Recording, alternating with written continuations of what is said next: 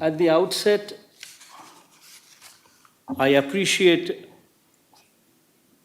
the initiative of the NITI Aayog for convening this national workshop on innovative agriculture as a part of Azadi Ka Amrit Mahotsav and for highlighting the natural farming issue here. After the Green Revolution in the last few decades, there has been quantitative increase in the production of food grains. Now, there is a need for qualitative leap to keep our society healthy by reducing our dependence on usage of synthetic chemicals in agriculture. In fact, this is one of the dire needs currently being faced by our society. We regard natural farming as a critical innovation for improving the livelihoods of our farmers and also for protecting the food and nutrition security of all our citizens, avoiding chemical intake through our food, and most importantly, regenerating soil, enhancing water conservation, and a wide range of eco-friendly benefits. All these are part and parcel of natural farming. I'm happy to inform you that the government of Andhra Pradesh is at the forefront of this new evergreen revolution to secure the lives of the present generations and, more importantly, the lives and livelihood of our future generations. In fact, in 2021-22, we have enrolled 630,000 farmers cultivating an area of 290,000 hectares into natural farming. This program is at present being implemented in 3,009 out of 10,778 Raitu Bharosa Kendras that we have in every rural area of the state, wherein you have agrarian activity. In fact, this 290,000 hectares covering almost 5% of the cultivable land of approximately 64 lakh hectares that is present in the state of Andhra Pradesh.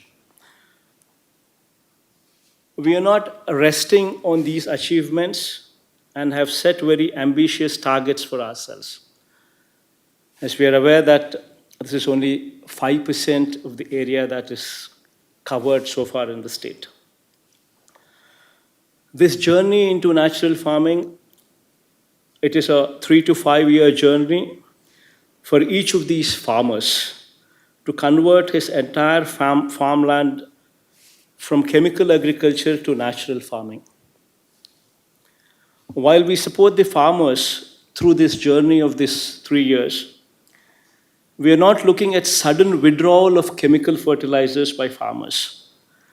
It is a voluntary decision by each of this farmer, and our support to them is to make this transition gradual and as smooth as possible, as we are aware that this journey is 3 to 5 years that the farmer would take. I would like to highlight as to how we are providing comprehensive hand-holding support to each of these farmers in the state to improve their livelihoods in a sustainable manner. In general, farmers' welfare is the central theme of our government. The critical innovation in making this possible has been the institution of Raitu Bharosa Kendras, that we popularly call them as RBKs. These are farmer service centers, and they are present in each of our village, one per every 2,000 population. The RBK provides all the requisite services to the farmers at their doorstep. It presents a unique opportunity to take an innovation to all the villages in the state in the shortest period of time. The government has established 10,778 RBKs across the state, spreading over in all the rural areas wherever the agrarian activity is taking place.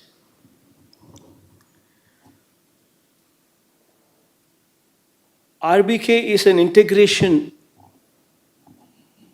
of agri-input shop, including exclusive custom hiring center for natural farming inputs as well. This RBK also acts as a farmer knowledge center and also procurement center as well when the crop comes up for harvesting. They work as one-stop shop for all agriculture-related activities for the farmers in the state.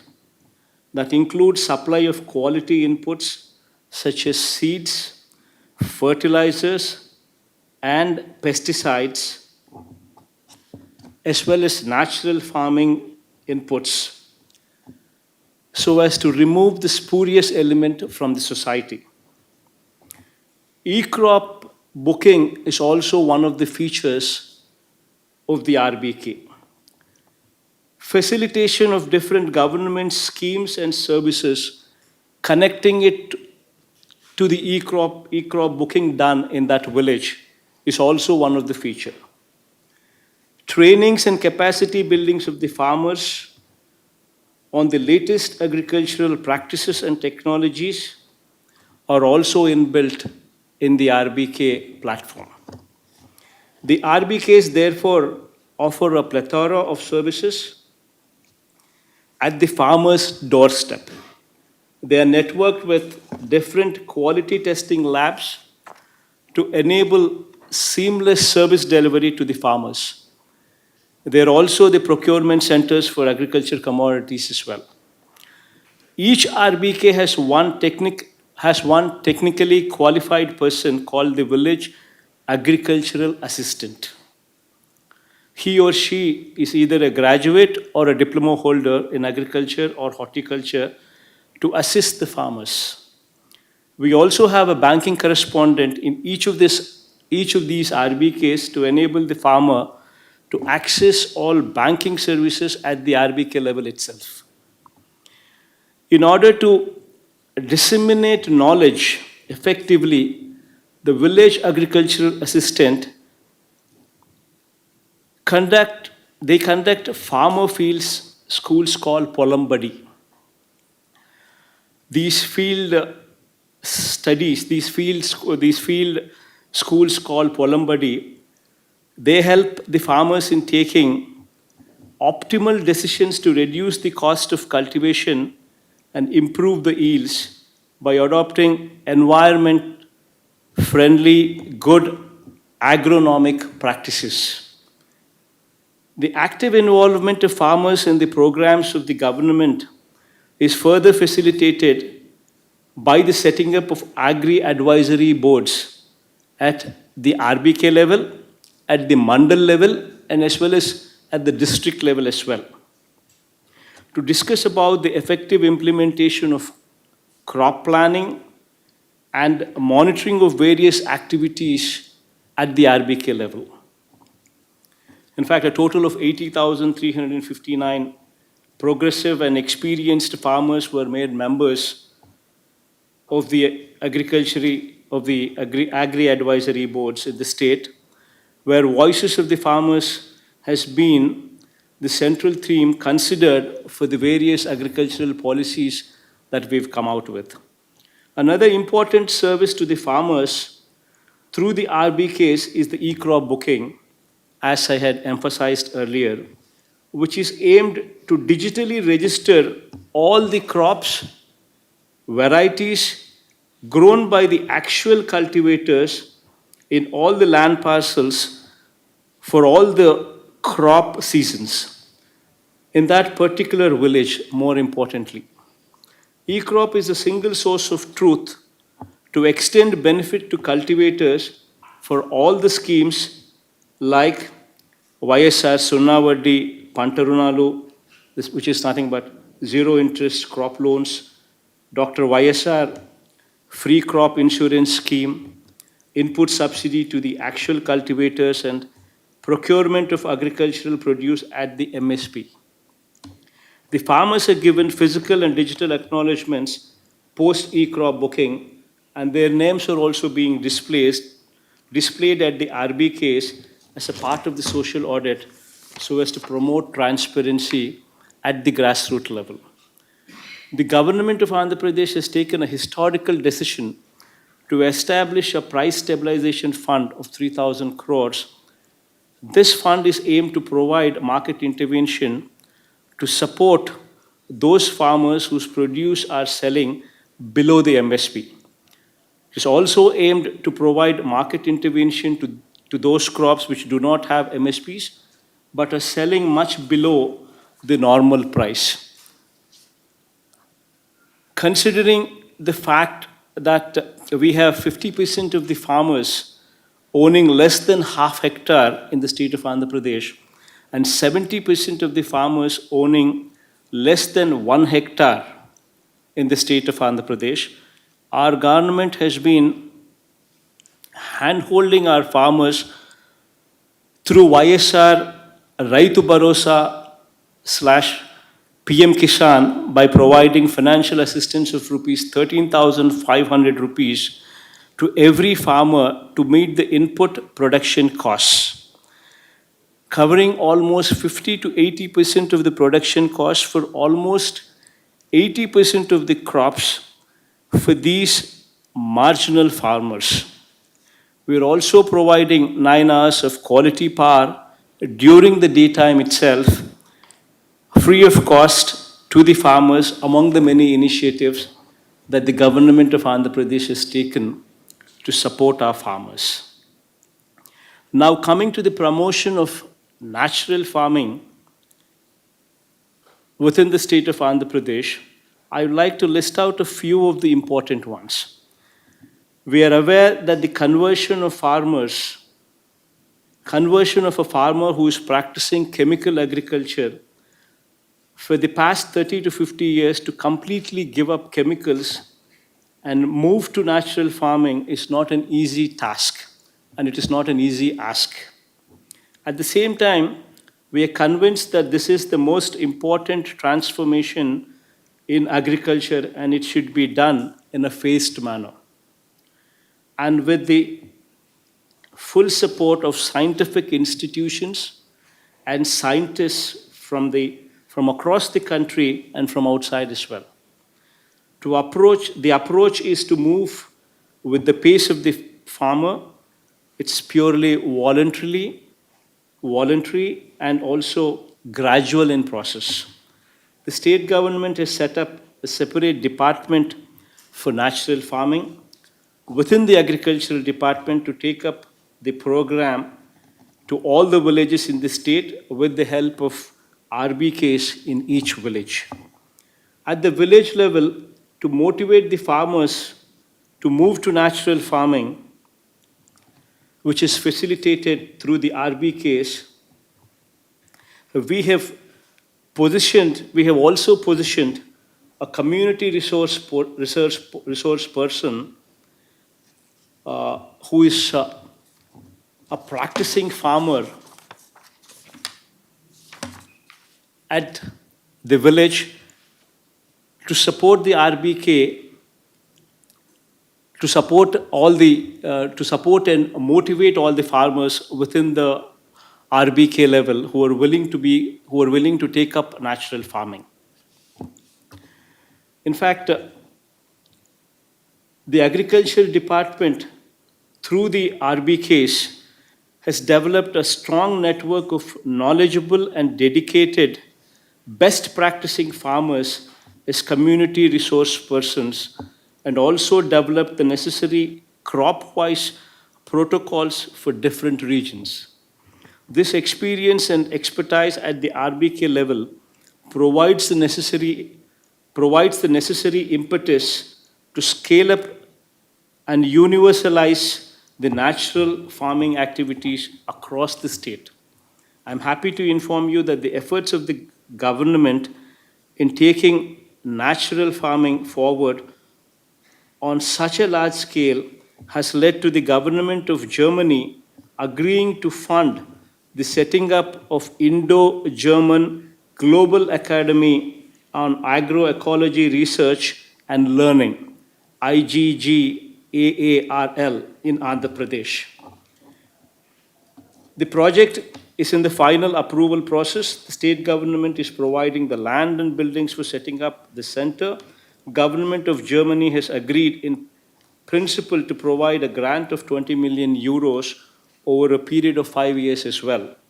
And together, we are committed to set up a world-class agroecological research and learning center that would produce graduates and postgraduates to integrate the scientific knowledge in natural farming with the community at large. I'm thankful to the NITI Aayog and the Ministries of Agriculture and Rural Development for their support to our efforts. Many international organizations such as FAO,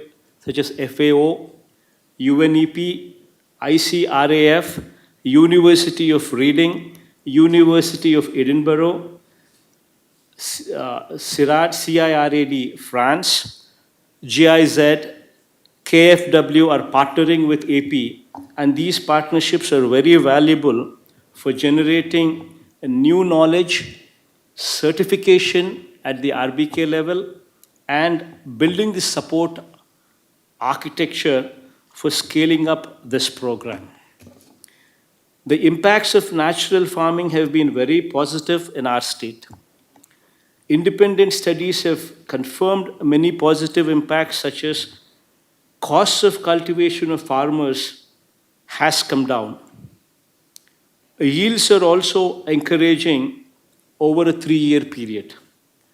The crops are more resilient to floods and droughts and pest attacks.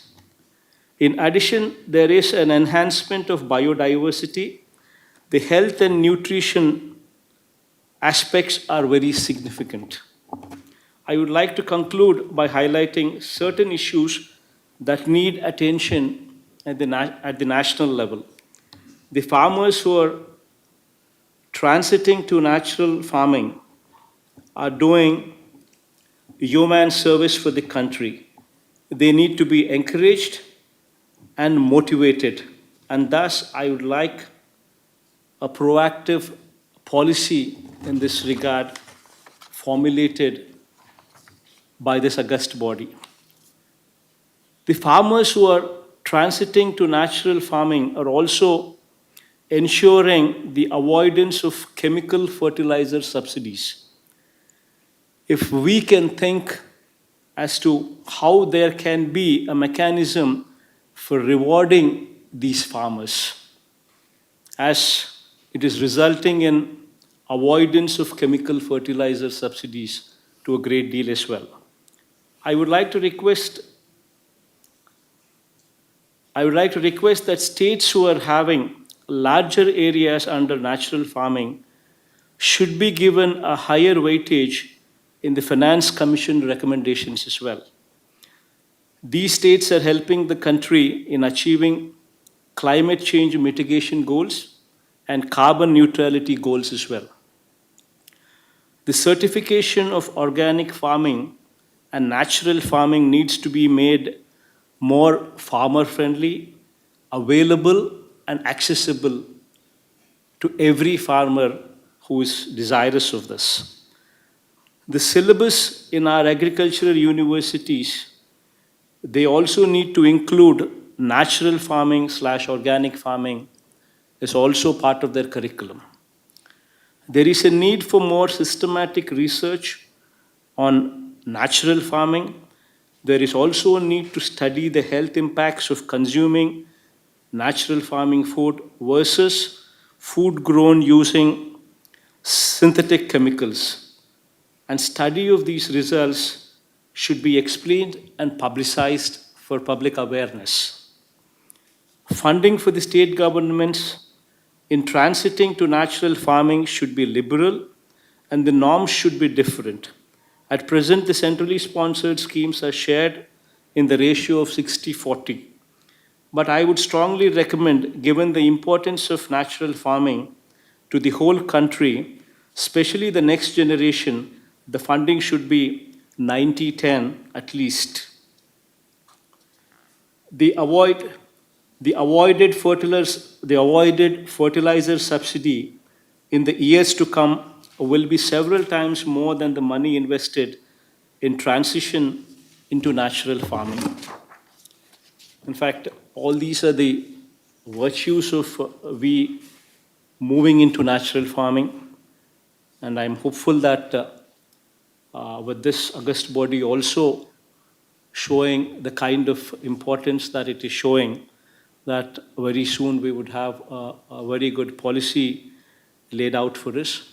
And I personally, once again, thank Shri Rajiv Kumarji, Vice Chairman, NITI Aayog, for taking this initiative, for leading our country under the leadership of our Honorable Prime Minister, Shri Narendra Modi ji, into this new sector, what is the need of the hour, where the country would actually stand to be the pioneer